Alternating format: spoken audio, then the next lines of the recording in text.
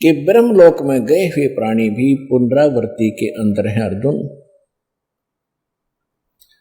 वैसे इस श्लोक का अनुवादकों ने गलत कर रखा है। इन्होंने ये लिख दिया कि मुझे प्राप्त होकर के किसी का जन्म नहीं होता। नहीं, इसका अर्थ ये है कि ब्रह्मलोक में गए हुए प्राणी भी पुनरावृत्ति यानी पुनर्जन्म मृत्यु के अंदर हैं अर्जुन। और जो ये नहीं जानता कि ओम के जाप वाला ब्रह्मलोक में गया, ब्रह्मलोक में गए हुए भी जन्म मृत्यु में रहते हैं, वो मुझे प्राप्त होकर भी पुनर्जन्म है अर्जुन।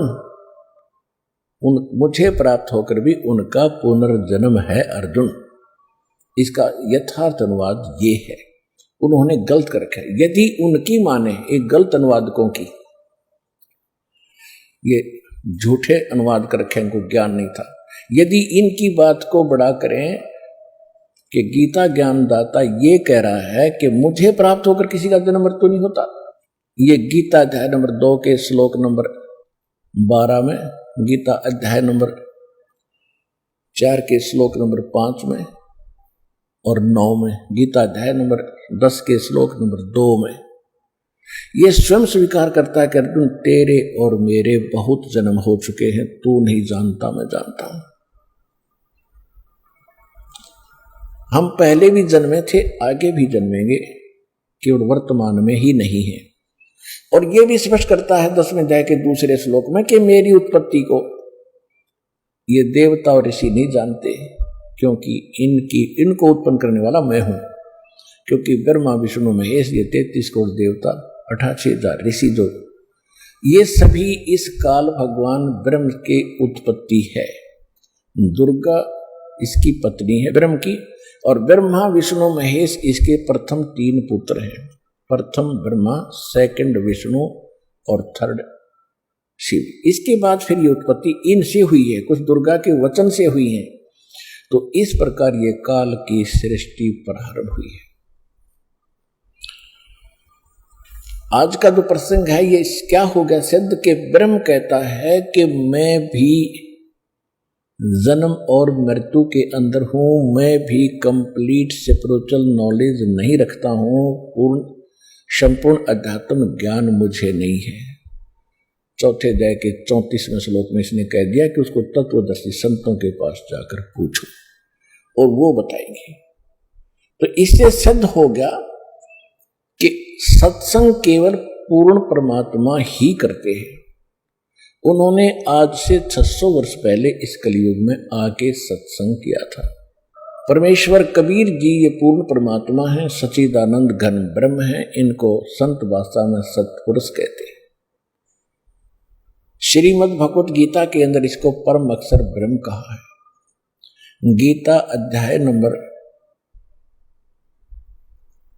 7 के श्लोक नंबर 29 में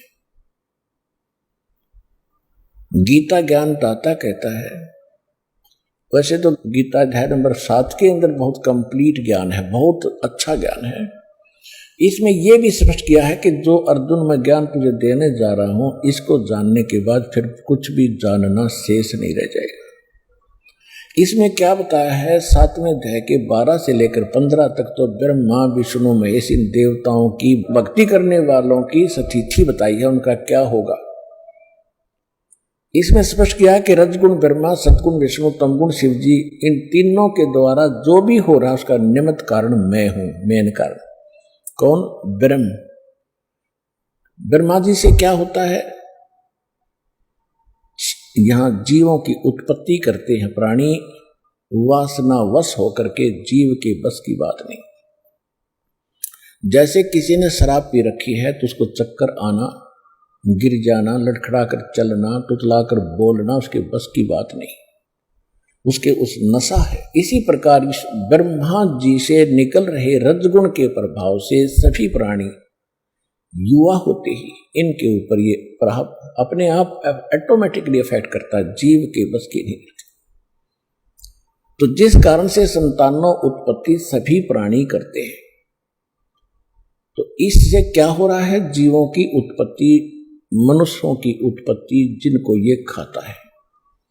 और विष्णु जी के सतोगुण से क्या है कि यह सतिथि एक दूसरे में मोह ममता प्यार और संपत्ति में मोह, माता पिता में ममता, बच्चों के अंदर प्रेम, पति पत्नी का, भाई बहन का प्यार, तो ये एक ऐसा जकड़ दिया जीव के बस का नहीं, इससे इधर उधर टस से मस हो जाए। और तीसरे देवता का आपको पता ही है क्या करता है, सबको मारता है, हर फिर भी हम इनको पूजते हैं। बताओ हमारी कल्प पत्थर पड़ गए थे। तो क्या कहता है गीता ज्ञानदाता यानी ब्रह्मा विष्णु महेश का पिता के रजगुण ब्रह्मा, सतगुण विष्णु और तमगुण शिव जी के द्वारा जो भी इन तीनों गुणों से जो कुछ हो रहा है उसका मुख्य कारण मैं हूं, परंतु मैं इनमें नहीं और ये मुझ में नहीं, क्योंकि ये इनसे अलग रहता है और इनको बना दिया इन्होंने, एक एक गुण युक्त पैदा कर दिया। ये बहुत बार आपको सृष्टि रचना में बताया है ये कैसे रजगुण बने, कैसे सतगुण बनाए, कैसे तमोगुण बनाए, और इनसे जो कुछ हो रहा उसका निमित्त कारण मैं हूं, क्योंकि इसने 1 लाख मानव शरीरधारी प्राणियों को खाना पड़ता है। ये ऊपर का कवर यहां रह जाता है। सारे जीवन में जैसे भी ये सब शराब पीता है, तम्बाकू पीता है, तम्बाकू खाता है और चटपटे आहार करता है, उसकी वासना सूक्ष्म शरीर के अंदर लिप्त होती रहती है कुछ अंश, जैसे बादाम की गिरी खाने की होती है, ऊपर का छिलका नहीं। तो ये ऊपर का छिलका ये यहाँ छोड़ देता है, अंदर से वो गिरी निकाल कर तपतशिला यानी एक तवी के ऊपर, बहुत बड़ा तवा है पत्थर का, उसके ऑटोमेटिक गर्म रहता है, उस पर पटक देता है और उससे फिर चटक मरते नहीं जीव उबालता है और उनसे निकाल कर गंध को फिर ये आहार करता है, आनंद लेता है। और यहाँ हाहाकार मची होती है, किसी का बेटा मर गया, किसी की बेटी मर गई, किसी का परिवार मर गया। हम ऐसे कसाई के लोक में रह रहे हैं, परमात्मा ने आकर हमें बताया है।